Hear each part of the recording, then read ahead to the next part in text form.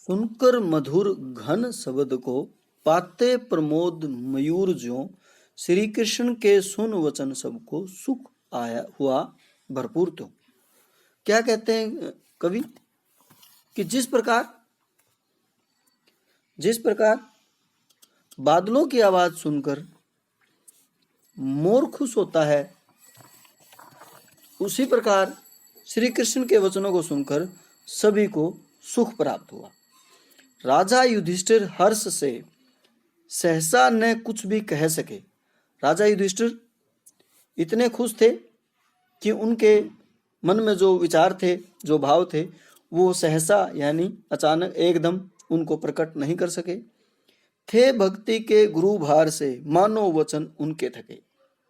ऐसा लग रहा था कि मानो जो युधिष्ठिर की भक्ति थी श्री कृष्ण के प्रति, उस भार से उनके वचन मानो थक गए थे। साक्षात चराचर नाथ तुम रखते स्वयं जब हो दया।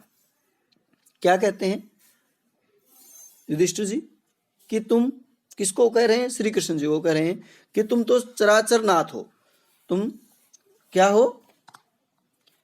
जड़ चेतन चर अचर संपूर्ण जगत के स्वामी हो। आप सभी पर दया रखते हो। आश्चर्य क्या फिर जो जयद्रथ युद्ध में मारा गया।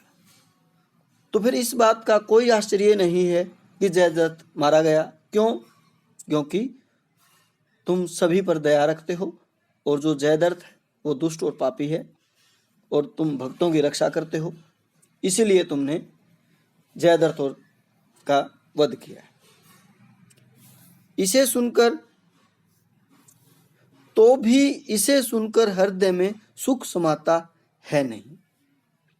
फिर भी इस वध की बात सुनकर भी हृदय में सुख इस प्रकार नहीं समा रहा। कैसे? साधन सफलता सुख सैदर्श सुख दृष्टि आता है नहीं। मन में जो हर्ष है, सुख है, खुशी है, वो किस प्रकार नहीं समा रही? जैसे साधना के पश्चात प्राप्त सफलता का सुख हृदय में नहीं समाता। जिस प्रकार कोई व्यक्ति जब सफल होता है तो उसकी जो खुशी का ठिकाना है वो नहीं होता और वह फूला नहीं समाता। अभिप्राय है जयद्रथ वध से राजा युधिष्ठिर की खुशी का कोई ठिकाना नहीं था। आगे क्या कहता है? बहुविज्ञ तत्वज्ञानियों ने बात यह मुझसे कही, माधव तुम्हें जो इष्ट होता सर्वदा होता वही। श्री कृष्ण जी को संबोधित करते हुए युधिष्ठिर जी कहते हैं कि हे श्री कृष्ण, मैंने बहुत से ज्ञानवान और जो तत्वज्ञानी लोग हैं उनसे बात की है। उन्होंने मुझे बताया है कि क्या बताया है कि माधव तुम्हें जो इष्ट होता सर्वदा होता वही। हे माधव, हे श्री कृष्ण, जो तुम्हें मंजूर, जो तुम्हें स्वीकार होता है, जो तुम चाहते हो इस सारी सृष्टि में वही होता है। अज्ञानता से मूर्ख जन मानव तुम्हें है मानते, ज्ञानी विवेकी विज्ञ विश्वेश तुमको जानते।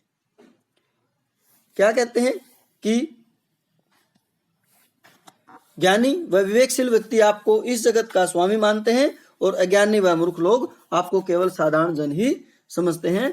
इस प्रकार युधिष्ठिर जी जयद्रथ वध का श्रेय श्री कृष्ण भगवान को दे रहे हैं और उन्हें कह रहे हैं कि जो भी इस दुनिया में होता है वह सब आपकी कृपा और आपकी सहमति और आपकी इच्छा अनुसार ही होता है।